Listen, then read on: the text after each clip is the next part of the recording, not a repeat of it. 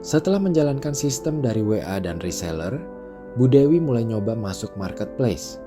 Tapi baru buka toko, dia langsung ciut. Lihat, saingannya toko gede semua. Tapi cara apa yang dia lakukan sehingga bisa sukses di marketplace dengan sistem dropship? Simak video berikut. Minggu itu berjalan begitu tenang dan lancar hingga muncul pertanyaan yang mengusik pikiran Bu Dewi. Kalau sistem ini bisa jalan di kecamatan ini, kenapa tidak mencoba menyebarkan ke kabupaten atau bahkan provinsi agar keuntungan semakin besar? Pertanyaan sederhana yang terdengar seperti cita-cita, tapi terasa sangat nyata di kepala Bu Dewi. Ia mulai melihat potensi usahanya lebih besar. Ia mulai berpikir tentang hal yang belum pernah ia bayangkan sebelumnya. Menjual keluar desa, bahkan keluar kota. Tapi bagaimana caranya? Ia tidak punya toko fisik dan sistem pengantarannya masih skala mikro. Malam itu ia hanya menatap layar HP-nya, membuka-buka Shopee dan TikTok Shop sambil berpikir, apa aku bisa masuk ke sini juga? Pagi harinya Bu Dewi duduk di depan rumah sambil menatap daftar stok dan membuka aplikasi Shopee untuk pertama kalinya dengan niat bukan sebagai pembeli, tapi penjual. Ia sudah mendengar banyak cerita tentang orang yang bisa jualan besar-besaran lewat marketplace. Tapi begitu melihat tampilan awal aplikasi, langkahnya langsung goyah. Ada begitu banyak fitur, istilah teknis, hingga verifikasi yang membingungkan. Ia terpaku pada layar HP-nya selama hampir 1 jam hanya untuk mengisi beberapa kolom pendaftaran toko. Berkali-kali ia menghapus, lalu ketik ulang. Rasanya seperti belajar ulang dari nol. Di sela rasa frustrasi itu, ia kembali teringat bahwa dulunya ia juga tidak tahu cara jualan lewat WA, tapi akhirnya bisa. Ia mencoba menenangkan dirinya dengan kalimat, semua orang juga mulai dari nggak ngerti. Namun kebimbangan tidak berhenti di situ. Begitu akun tokonya berhasil dibuat, ia mulai mencari produk serupa yang dijual orang lain. Dan saat itu juga, rasa kecil langsung menyelimuti dirinya. Di layar HP-nya, muncul toko-toko besar dengan nama keren, foto produk profesional, harga yang sangat bersaing, bahkan ada yang menawarkan cashback dan gratis ongkir. Ia sempat berkata dalam hati, siapa yang mau beli dari toko saya yang fotonya cuma dari kamera HP jadul? Ia mulai merasa gentar. Ia tidak punya tim, tidak punya modal besar, tidak punya gudang. Ia cuma punya semangat, sistem kecil, dan reseller yang baru berjalan beberapa minggu. Melihat lautan kompetitor itu membuat langkahnya seperti kembali ke titik nol. Sepanjang hari, Bu Dewi memandangi toko digitalnya yang masih kosong. Ia belum mengunggah satupun produk. Ia belum tahu harga terbaik untuk bersaing, belum punya foto yang layak, bahkan belum paham soal pengiriman otomatis. Ia hanya tahu satu hal, kalau ia tidak masuk ke sistem ini sekarang, cepat atau lambat usaha mikro yang ia bangun bisa tertinggal. Tapi ketakutannya juga nyata. Marketplace bukan sekadar jualan di WA, ini medan baru dengan aturan yang lebih rumit. Sore itu, ia menutup aplikasi Shopee pelan-pelan, lalu menatap daftar barang di kertasnya. Ia belum menyerah, tapi ia tahu langkah selanjutnya harus sangat hati-hati. Setelah malam itu menonton video tentang dropship, Bu Dewi mulai mencatat langkah-langkah teknis agar tidak bingung saat praktik. Ia cari produk dari supplier besar di Shopee yang memiliki rating minimal 4,8 dan pengiriman cepat. Ia salin produk, lalu edit fotonya menggunakan aplikasi gratis seperti Canva agar tampilan lebih fresh.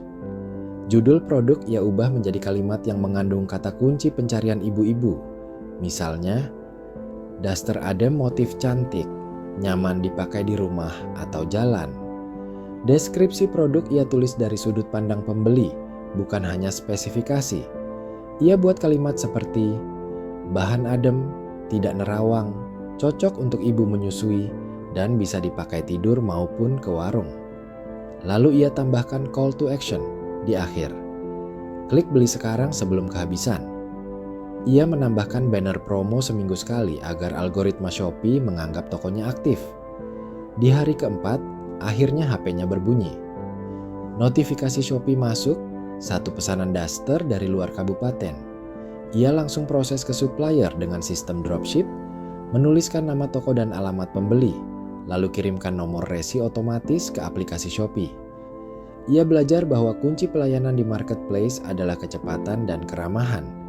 Meski tidak chat langsung seperti di WhatsApp, ia tetap follow up pembeli dengan fitur chat otomatis seperti, "Pesanan sedang diproses ya Bu, akan segera dikirim hari ini." Setelah barang terkirim, ia kirim pesan tambahan. "Terima kasih sudah belanja di toko kami, semoga cocok. Kalau berkenan, bantu kasih bintang ya Bu." Teknik ini sederhana tapi powerful untuk membangun rating toko sejak awal. 2 hari kemudian, order kedua dan ketiga masuk, kali ini dari pembeli yang berbeda dan produk berbeda. Ini memperkuat keyakinannya bahwa toko kecil bisa bersaing jika dilayani dengan cara yang benar. Setelah 3 order berjalan, Bu Dewi mulai mencatat hasil keuangan. Dari harga jual daster Rp39.000 dan harga supplier Rp24.000 ditambah ongkir 0 karena gratis ongkir Shopee, ia mendapatkan margin bersih Rp15.000. Untuk jilbab, ia jual Rp27.000 dan beli Rp15.000. Untung Rp12.000. Sedangkan sendok dapur ia markup dari Rp9.000 jadi Rp17.000 dengan margin Rp8.000. Ia mulai mencatat semua margin per produk dan membuat kategori produk cepat laku dan produk margin tinggi. Produk dengan margin tertinggi sejauh ini adalah daster dan jilbab. Ia sadar, yang penting bukan hanya laku, tapi seberapa banyak margin bersih yang bisa dikumpulkan dari setiap order. Ia juga menyadari bahwa cashback dan diskon Shopee bisa membuat margin lebih besar jika dikelola dengan strategi waktu dan stok yang tepat. Meski sistem marketplace-nya mulai berkembang, Bu Dewi tidak meninggalkan sistem offline-nya. Ia tetap mengatur pengambilan stok untuk reseller, seperti Bu Rina dan Bu Yanti. Ia menggunakan hari Jumat sebagai hari belanja stok, dan hari Sabtu untuk distribusi. Sementara marketplace ia urus pagi-pagi setelah subuh dan malam setelah anak-anak tidur. Ia membagi jam harian menjadi 3 blok. Pagi untuk update Shopee dan upload produk, siang untuk operasional reseller dan logistik, malam untuk customer service dan evaluasi. Ia catat semua aktivitas di buku besar dan mulai menggunakan spreadsheet di HP anaknya untuk backup data. Bagi Bu Dewi, meskipun skalanya kecil, ritme ini membuat semua berjalan terkendali. Dalam 1 minggu, Bu Dewi bukan hanya menjalankan 2 sistem sekaligus, tapi mulai membangun pola kerja yang membuat semuanya terasa lebih ringan dan terukur. Ia tahu mungkin belum besar, tapi dengan hasil nyata dan margin yang stabil, ia percaya arah yang ia pilih ini adalah jalur yang bisa tumbuh lebih jauh lagi. Sekarang bukan soal jualan cepat, tapi tentang membangun sistem yang tahan lama, yang bisa dijalankan bahkan tanpa harus selalu pegang semua sendiri. Ia membuka kategori baru yang belum ia sentuh sebelumnya. Skincare lokal, alat kecantikan, dan aksesoris wanita. Ia menggunakan tools Shopee Seller Center untuk menganalisis produk dengan performa tinggi, lalu mencari supplier dengan rating bagus, dan layanan dropship aktif.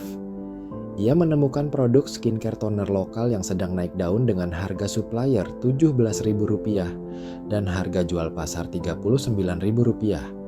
Margin bersih sekitar Rp22.000.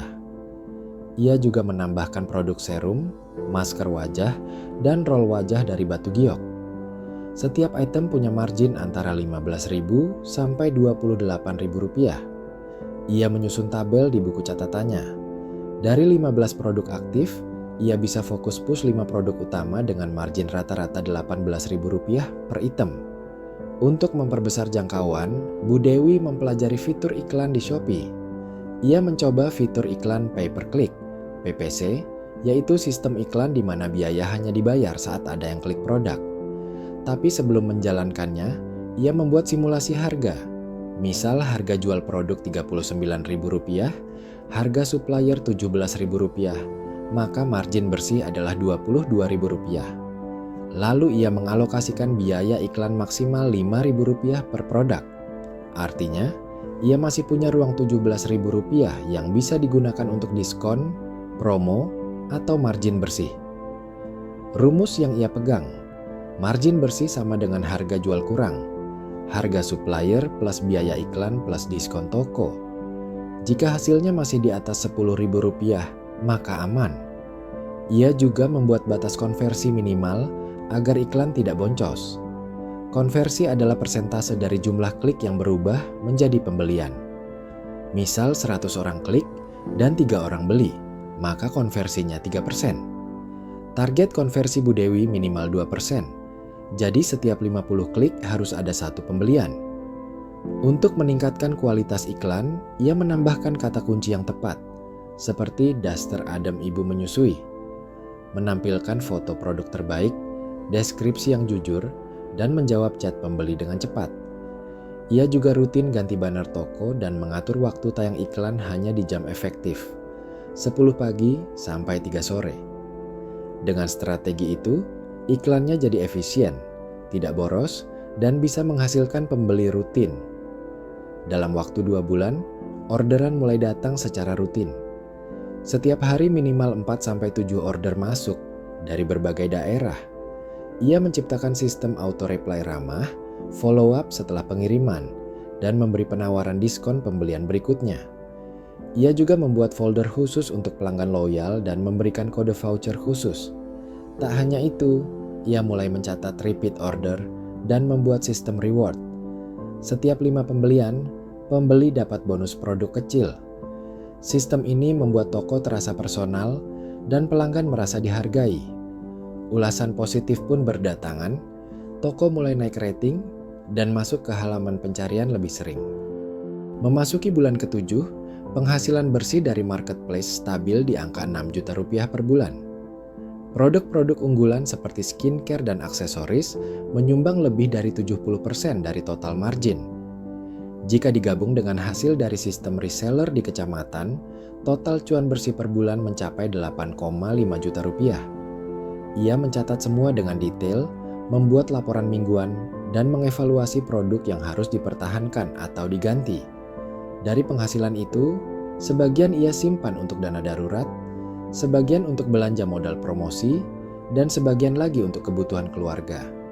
Bu Dewi kini tidak lagi sekadar jualan. Ia mengelola bisnis dengan kepala dingin dan sistem matang. Untuk penonton yang mengikuti dari episode 1 hingga 3, ada satu pesan besar yang bisa diambil. Sistem sederhana bisa jadi besar kalau dijalankan dengan konsisten dan dibangun pakai logika. Mulai dari WA, lalu ke reseller, lalu ekspansi ke marketplace, semua dilakukan bertahap. Tidak perlu modal besar, tidak perlu kamera mahal, cukup HP dan kemauan untuk belajar. Mulai dari produk obral pun bisa tumbuh kalau tahu caranya.